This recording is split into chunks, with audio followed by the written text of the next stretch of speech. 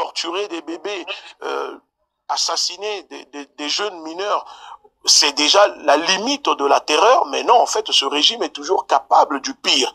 Et c'est dans le pire que ce régime excelle, en fait. C'est-à-dire que ce régime, c'est dans le pire que ce régime est meilleur. Ce n'est pas en faisant du bien aux populations, non. C'est dans la terreur que ce régime excelle le plus. Donc, face à cela, il y a cette culture aujourd'hui qui existe chez les Togolais, cette culture de la peur que les Togolais essayent de briser.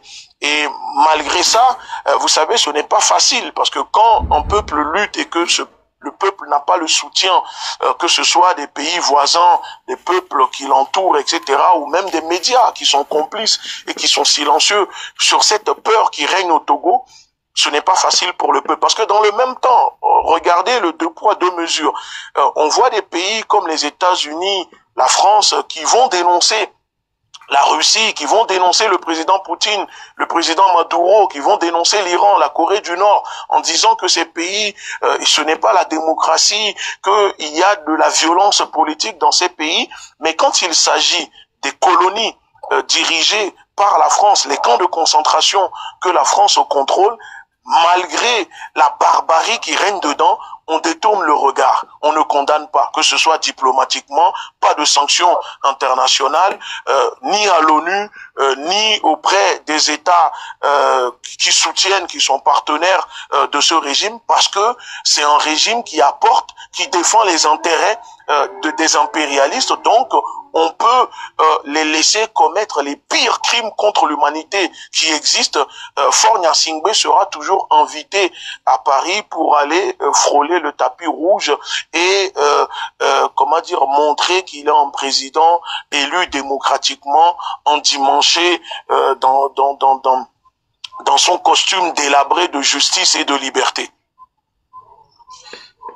Oui, Faure Gnassingbé qui se rend d'ailleurs régulièrement à Paris ces dernières années. Juste au passage, là, tu parlais des manifestants qui... Oui, il se rend à Paris, mais tu as, oui.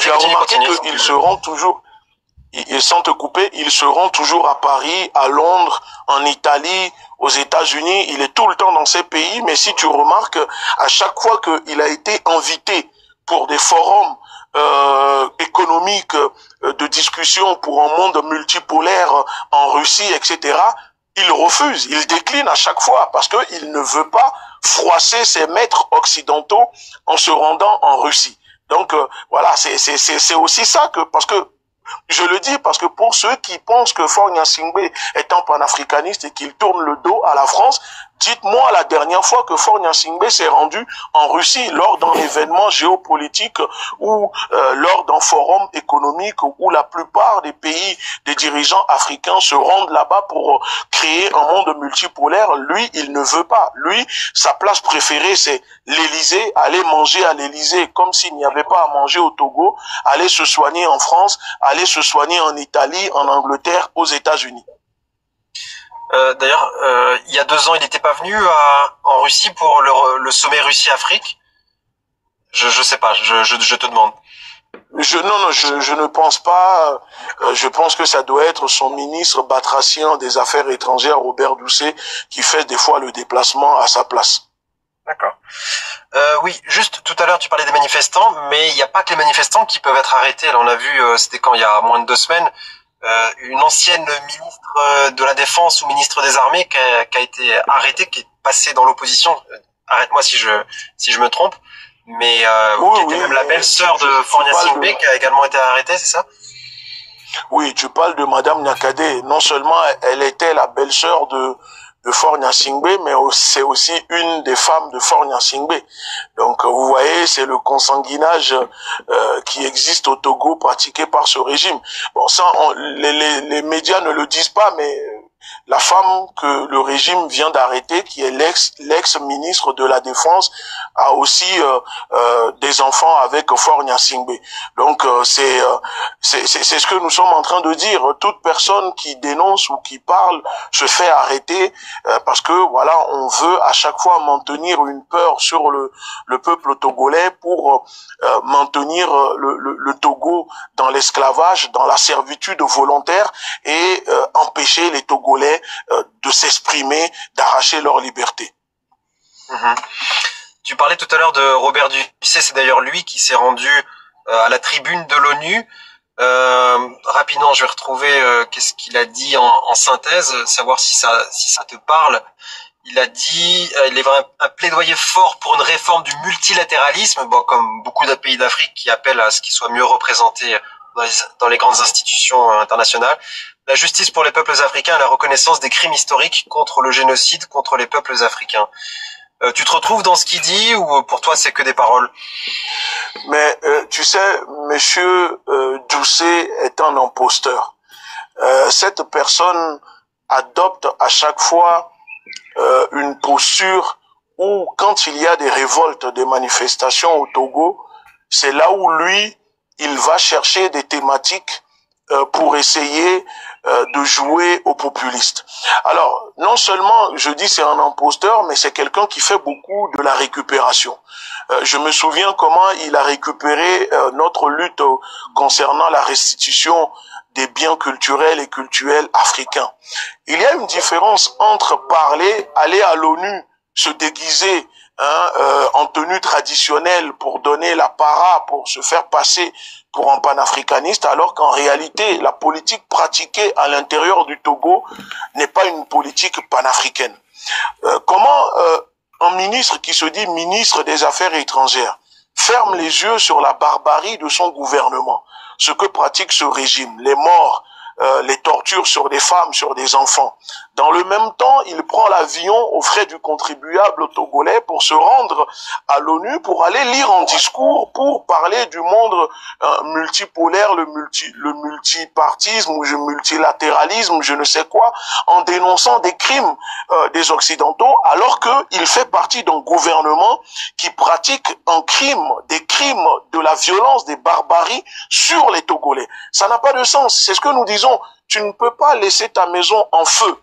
Tu ne peux pas laisser tes propres enfants mourir dans ta maison et sortir de ta maison pour aller crier ailleurs pour dénoncer ce qui se passe chez les autres. Donc, Robert Doucet, ce qu'il fait, c'est juste de la manipulation parce que il veut absolument ramener l'image panafricaniste à ce régime. D'ailleurs, c'est lui qui organise le congrès panafricain à Lomé pour montrer que le Togo est panafricaniste. Donc, aller à l'ONU, où nous savons d'ailleurs que l'ONU est une organisation, c'est le bras armé de l'impérialisme occidental, pour faire un discours, des discours, encore des discours. Mais quand il finit de faire ses discours, quand il rentre au Togo, est-ce qu'il dénonce ce qui se passe au Togo? Non, il ne dénonce pas.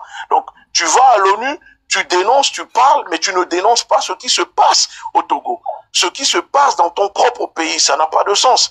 Ça, c'est de la poudre de perlimpinpin. C'est une façon de duper les gens parce que tellement qu'il n'a rien à dire et qu'il sait que il ne peut pas le faire, alors il va à l'ONU pour essayer de se donner l'image de panafricaniste dans son appât déguisé en tenue traditionnelle et il fait tout en discours. Mais demandez aux Togolais, vous verrez, les Togolais ne se reconnaissent pas dans ce discours de ce monsieur. Les Togolais ne se reconnaissent pas dans ses propos, dans la politique que pratique Robert Doucet, parce que Robert Doucet est non seulement membre du gouvernement, mais aussi complice de ce que vivent les Togolais. Donc moi, je suis désolé, mais je ne soutiens pas et je ne me reconnais pas dedans, et je ne dirais pas que oui, la politique extérieure, il faut soutenir. Non, ni je ne soutiens la politique extérieure du régime togolais et je condamne la politique intérieure que pratique ce régime parce que, je le répète encore une fois, c'est du gangstérisme politique, c'est de la mafia, c'est du nazisme que pratique ce régime. Et donc, peu importe ce que Robert Doucet déclare à l'ONU, en fanfaronnant à l'ONU, moi, je ne peux pas soutenir. Mmh. Est-ce que malgré tout, sur le continent africain, est-ce qu'il y a des pays qui mènent des politiques qui, à tes yeux, méritent la peine d'être suivis, pourraient servir d'exemple pour un pays comme le Togo? Je sais pas dans quel domaine d'exemple, si c'est sur le plan, si c'est une politique souveraine, je dirais peut-être les pays de l'AES, même si encore une fois, même en prenant pour exemple les pays de l'AES, il y a des choses que moi je ne valide pas, que il y a des désaccords que je n'approuve pas, parce que, encore une fois, je dis que tous les pays qui vont soutenir le régime togolais dans sa folie, dans les tueries, dans la barbarie, dans les violences, dans les assassinats, dans les emprisonnements, et qui ne dénoncent pas et qui font semblant de voir ce qui se passe au Togo, les manifestations, les cris de douleur du peuple togolais, même si ces personnes, ces pays font des choses bien, qu'il faut saluer, moi, sur ce terrain, sur l'aspect, c'est-à-dire le soutien, l'alliance qui est faite avec le régime togolais, je ne peux pas approuver et je n'approuve pas. Et c'est là où il y a un désaccord entre moi et ces pays. Mais au-delà de ça, il faut quand même saluer la politique, c'est-à-dire souveraine, la volonté de se libérer, d'être souverain de ces pays. Et j'espère que au Togo aussi on aura l'occasion d'avoir des militaires patriotes souverainistes. Et je le dis, je précise bien parce que je le dis, au Togo, seul un coup d'État patriotique souverainiste peut libérer le peuple togolais, ou un mouvement politico-armé lancé par les Togolais eux-mêmes, parce que quand on voit comment le système fonctionne, parce que c'est un système hybride qui règne au Togo, voilà ce qu'il faut faire. Maintenant, en termes d'exemplarité, en dehors des pays de l'AES, je ne vois pas d'autres pays dans la sous-région. Je ne pourrais pas prendre la Côte d'Ivoire comme exemple. Quand on voit la politique que pratique Ouattara à la tête de la Côte d'Ivoire, je ne pourrais pas prendre le Bénin comme exemple non plus. Peut-être le Ghana, parce que voilà, c'est un pays anglophone avec une autre mentalité, une autre vision politique. Oui, pourquoi pas le Ghana? Et c'est tout, parce que là, comme ça, je ne vois pas d'autres pays en dehors du Ghana, si on doit parler des pays voisins du Togo. D'accord, merci pour cette réponse. Est-ce que, bon, ça fait déjà 35 minutes qu'on parle, est-ce que tu as quelque chose d'autre à ajouter sur le Togo, ce qui s'y passe? Est-ce que tu veux commenter une actualité africaine qui te tient à cœur? Non, je dirais que moi je te remercie vraiment pour ton soutien en tant que journaliste. Tu donnes la parole, tu dénonces, tu fais des vidéos, et si il y a d'autres journalistes qui nous écoutent, ce que le peuple togolais demande, c'est que voilà, les médias puissent en parler, que les journalistes fassent leur travail. On ne demande pas aux journalistes de prendre parti, parce que le rôle d'un journaliste, c'est d'être neutre, mais d'apporter l'information pour éclairer l'opinion, que ce soit nationale et internationale. Donc, moi, je te remercie là-dessus, parce que tu fais partie quand même de ces rares journalistes à l'international qui voilà, informe sur l'actualité en Afrique, et notamment ce qui se passe au Togo. En dehors de ça, les Togolais ont vraiment besoin d'un soutien. Il faut un soutien international, mais avant tout, il faut un soutien, une solidarité africaine. Parce que je le répète, avant de toujours aller demander une solidarité internationale, il faut d'abord une solidarité africaine. Aujourd'hui, le régime togolais travaille avec des pays africains. Le régime togolais est en partenariat avec des pays africains. Ces États peuvent raisonner ce régime, ces États peuvent mettre la pression sur ce régime pour dire non, on n'est pas d'accord avec que vous faites les morts, les tortures sur les enfants, sur des femmes, l'emprisonnement systématique, les assassinats, etc. Ces États ont le droit et le devoir de le faire. Ce n'est pas faire de l'ingérence, parce que je le répète encore une fois, nous sommes des Africains. Et si on se dit panafricaniste, si on se dit, comment dire, État panafricain, et qu'on est dans le panafricanisme avant tout consiste à être solidaire des peuples afro-descendants et africains qui sont opprimés, qui sont face à l'oppression. C'est ça d'abord le panafricanisme. Le panafricanisme, c'est la solidarité entre les peuples. Les États peuvent avoir des accords, des partenariats entre eux. Il n'y a pas de souci, c'est compréhensible. Mais les peuples sont dans l'obligation et ont le devoir d'être solidaires. Quand on voit, et c'est ce que nous faisons, si le peuple togolais aujourd'hui est opprimé, subit, vit une injustice, les peuples africains doivent le dénoncer. Peu importe les accords qu'il y a entre les États de leur pays, il faut être solidaire entre peuples. Donc la solidarité africaine, c'est ça qui réglera nos problèmes. C'est-à-dire pour les Africains, par les Africains. Et ensuite, maintenant, aller demander une solidarité internationale pour solliciter d'autres pays, d'autres peuples sur le plan international. Mais si on est incapable déjà entre nous d'être solidaires, entre Africains, on n'est pas capable d'être solidaires quand il y a de l'injustice. Vous comprenez que on ne peut pas aller demander la solidarité internationale et l'obtenir. Et je le dis parce que quand les pays de l'AES ont commencé leur révolution, les peuples africains, les peuples d'Afrique ont été solidaires. Les Togolais étaient là, les Togolais ont soutenu, les Togolais manifestaient dans la diaspora, même partout. Mais aujourd'hui, on a l'impression que les Togolais sont abandonnés à leur propre sort et qu'il y a un tabou et que on ne veut pas soutenir les Togolais. Et quand les Togolais essayent de le dire, peut-être que des fois ils le font, c'est maladroit la manière de le faire, mais il faut comprendre les Togolais. Les Togolais veulent juste que les autres peuples aussi puissent les soutenir, comme à chaque fois quand ces peuples-là sont en révolution ou révoltés, les Togolais les soutiennent. Et moi je le dis parce que j'ai l'impression que quand il s'agit de mon pays, à chaque fois que mon peuple se révolte, les Togolais sont sacrifiés pour le bien-être des autres dans la sous-région. Et ça ne peut plus durer et on ne peut plus l'accepter. Merci d'avoir pour toutes ces paroles. Merci aussi pour ta disponibilité. Hein. On a organisé ça vraiment au dernier moment, merci donc je te remercie d'avoir été aussi flexible.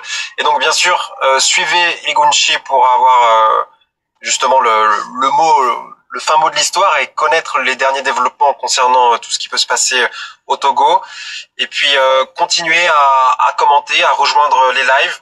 Écrivez en commentaire qu'est-ce que vous voulez qu'on aborde comme sujet. Il se passe beaucoup de choses à Madagascar où la situation est tendue. On peut pas comparer, mais il y a également la jeunesse qui sort dans la rue dans cette île de l'océan Indien. On va reparler de la Côte d'Ivoire également. Il y a aussi eu aux Nations Unies beaucoup de déclarations importantes. Je pense en particulier au Premier ministre malien qui a vraiment dénoncé les choses et nommé les responsables, ce qui arrive pas souvent. Donc voilà, il y a beaucoup d'actualités. Et Gunchi, merci encore d'avoir participé à ce live.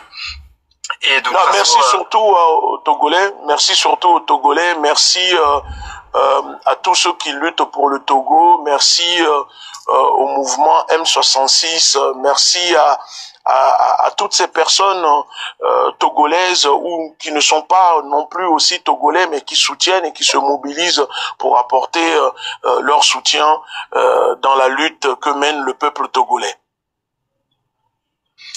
Egunchi, merci encore et puis n'hésite pas à me contacter si tu as des choses à dire, des informations à transmettre. Tu sais que tu peux compter sur moi avec ça. Merci. Allez, merci beaucoup. À bientôt. Ciao. Oui.